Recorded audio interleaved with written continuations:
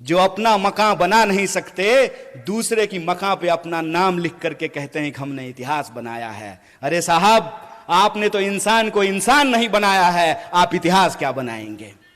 झूठ के सहारे ये एक इमारत खड़ी करने की कोशिश कर रहे हैं। झूठ का सहारा लेकर के ये इतिहास को पलटने की कोशिश कर रहे हैं। क्यों? क्योंकि इनका इतिहास खराब है, क्योंकि इनका इतिहास इस देश के साथ गद्दारी करने का इतिहास है। इनका इतिहास इस देश के लोग जब अंग्रेजों के खिलाफ लड़ रहे थे तो उनके साथ चाय पर बैठ करके चर्चा करने का इतिहास है।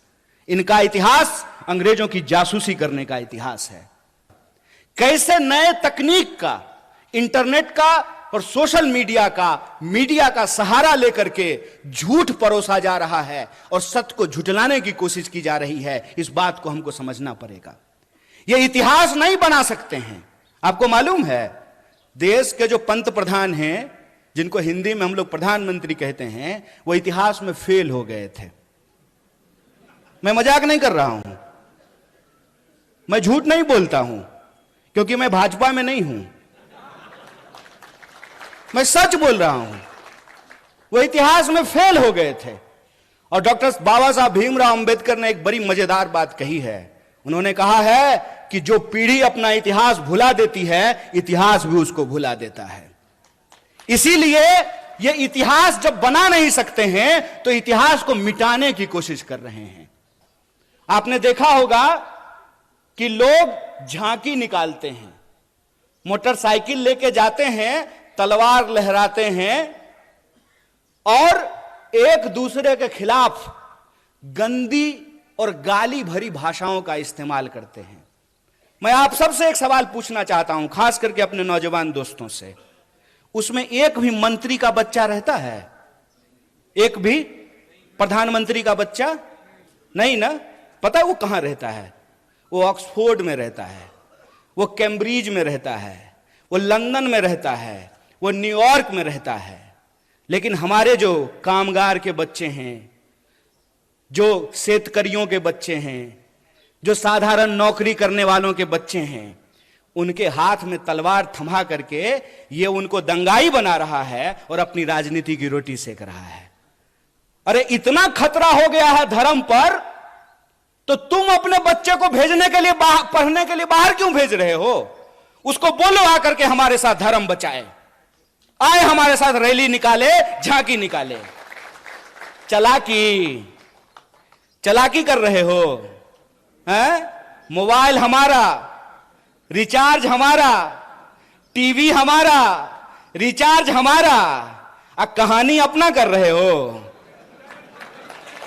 इस बेईमानी को आप समझिए। धर्म अगर बचाना जरूरी है तो खाली हम क्यों बचाएंगे?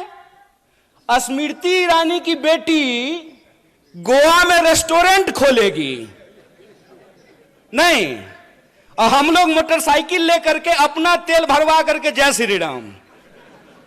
अरे राम जी जिंदाबाद हैं, जय जय है श्री राम का।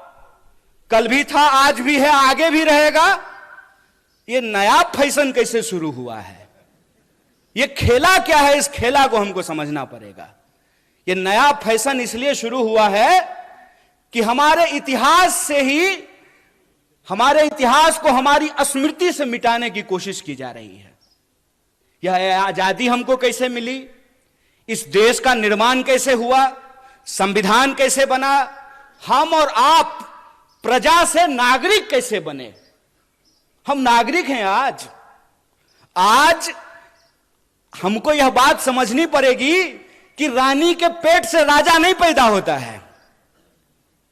यह है नागरिकता, यह है जमहूरियत, यह है लोकतंत्र। कि अगर भाजपा कहती है कि राहुल गांधी जी का सांसद बनना परिवारवाद है, तो अमित शाह का जो बेटा है, देखें उसका मुंह देखें अजय शाह का है? उसका बीसीसीआई का सेक्रेटरी बनना परिवारवाद है कि नहीं है? और ज्योतिरादित्य सिंधिया जब यूपीए में मंत्री थे, उनके पिताजी भी मंत्री थे, माधवराव सिंधिया। तो जब तक वो कांग्रेस में थे, तब तक परिवारवाद था, और जो ही मोदी जी के बगल में जाकर के बैठ गए हैं तो ताली बजा रहे हैं। आहा, उनकी सूरत देख रहे हैं। इतना मूर्ख हैं हम लोग, इतना मूर्ख बनाएंगे ये हमको कि हमारी पार्टी में परिवारवाद है।